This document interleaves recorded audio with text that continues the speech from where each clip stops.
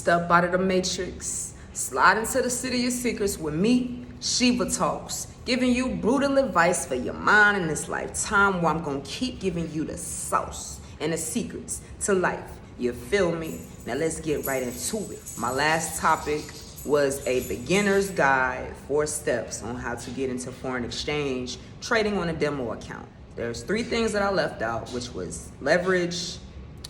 If you're a day trader, you want to trade by day, hourly, or minutes, months, even so, and also PIPS. These are 3 important things that I want to talk to you about today. As far as the leverage goes, just think about it like this. If you only have $1 and the leverage that you're using is a ratio 1 to 100, I'm going to post the chart on here. That means your broker is giving you $100 to trade off of. So you definitely want to make sure before you get into using leverage that you educate yourself properly, because you don't want to lose your whole account. Now, my broker only lets me trade on $50 to $1, which the ratio looks like $1.50. That's what leverage looks like. And most brokers in the United States of America has a very low leverage rate. If you want to max your leverage out, some of them go up to 100, 200, 500 to even 1,000. You may want to look for a broker that's outside of the US. Do what you got to do to hop onto that broker, because you do have to verify your address, your identity, and all of those things above. So leverage in the US, I'm going to kick it to you straight. It's kind of hard to find brokers that's going to give you high leverages, but it is possible. Trading on the demo account is what you need to be doing first, so you can see how leverage actually works. You feel me? So I found a chart for y'all, and it looks like South Africa has the highest leverage. You can also see the broker name is FXTM. So if that's something you want to hop into to make the most money that you can, educate yourself first. You don't want to just find you a broker that's going to give you a high leverage amount just so you can feel like you're going to make a lot of money. Because if you haven't done your homework, if you haven't done your research, I guarantee you're going to hop into this thing and your feelings are going to be hurt because you traded emotionally. So I'm going to give y'all the sauce about leverage, and we're going to go ahead and hop right into it. You feel me? As I stated before, I'm not an expert. I do not have a degree in trading, but this information is for you, because when I first started learning about it, there was a lot of terms and a lot of things that were brought to me that I had a hard time understanding. And had I had a video out here like this that I looked at first, when I went into those courses and invested in myself, I probably would have understood them a lot better. So take my advice, take my videos, watch them, go invest in yourself, learn from the experts, and watch out for the scams. All right, so before we hop into leverage, I'm going to explain what PIPS are. PIP is a word that you want to definitely add into your vocabulary, because the more the PIPS go up, the more money you're going to make. If you're sold in, the more the PIPS go down, the more money you're going to make. All a PIP is these numbers on the right side of your screen. It's the 4th number after the decimal. So in this first number, you see 1.1071. That 4th number 1 is a PIP. After that, you see it go up to 3. If you're in the trade and it goes up to 3, you would have made 2 PIPs. If you got in at 3 and the PIP went up to 4, that means you would have made 1 PIP, and so on and so forth. If you continue to look at this chart, I've zoomed in all the way so you can kind of have a better understanding of how PIPS work and how important it is to know what PIPS are when it comes down to trading. The acronym for PIP is percentage in points. Write that down.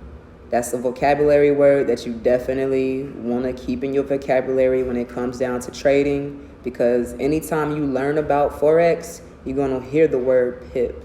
Now, depending on how much money you make is depending on your lot size and your leverage. I'm going to go ahead and place a chart on here to kind of show you what that looks like when it comes down to dealing with PIPS. Now, you remember that number yesterday under instant execution. That's your lot size. Depending on how big that number is going to be depending on how many pips you make. The bigger the number, the more pips. The smaller the number, you already know how it goes. The more you have deposited in your account and the bigger your leverage, the more money you're going to make. It's going to take time if you're starting with a small account, but that's okay because it still can be done. This is an overview of our account from yesterday and the 390 that we made with a low lot size. If you click on history and go to month, you can see how much money was made. And you can go to custom as well if you've been trading longer and go back to as far as however long you want to. But we're going to click on the chart and we're going to look at the right at all the pips. I don't have it zoomed in, so this is what your pips look like on a zoomed out chart. Go ahead and put your focus at the top left corner, H4, D1. Let me tell you what all those mean. If you're a day trader, D1 is what day one means. Month means month. That's what MN means. If you want to trade by minutes or hours, H4 means hourly 4. And if you want to go down to the minutes, that's M1. Notice how all the charts look different. You want to analyze all of these from minute 1 to minute 5 to minute 30, hour 4, until you grasp what strategy is best for you. Some of you are day traders, some of you are hour traders, some of you are month traders. So the more you know the chart, the easier it's going to be for you to know when to make a trade. Like I said, you don't want to do this on an emotional basis. You really want to go back and read the chart. H4, hour 4, all that means is each candle wick is on a 4-hour basis. So it's going to go to the next candle wick after 4 hours. Same thing with the minute, same thing with the 5 minutes, the 30 minutes, and the month, and so on and so forth. That's why the charts look different. As stated before, depending on what country you live in will be depending on how much your broker is going to allow you to borrow. Leverage is the percentage of funds that you are allowed to borrow from your broker, and is usually stated in ratio like this. So for example, my broker, I can only trade off of $50 compared to my $1. And if you live in South Africa, that thing go up to 2,000. So you might want to use a broker from South Africa if you want your leverage to be higher. All right, so when you're using leverage, you have to understand what the margin requirement is. Now, let's just say you put $5,000 in an account and you live in the US, so your leverage is 1 to 50. Your broker is going to require you to put up 44.72% of your account, which is $2,236. Now, if you lose that amount, you lose that amount, and that's just what it is. But let's just say you have a good trade. If you have a good trade, then they will place that money back in your account. This is also an important thing for you to understand, because you may try to buy into a trade like I did when I first started, and it may not even let you buy into it because you don't have enough money in your account. So understanding leverage, understanding the lot size, understanding pips is definitely going to help you grow your account. Like I said, you want to educate yourself. Don't just look at this video. Look at my first video. Go out there, read the books that I told you to read. Go on YouTube and do some more research in depth before you hop into this thing, y'all. Because I promise you, you don't want to lose the amount of money that I did when I first started.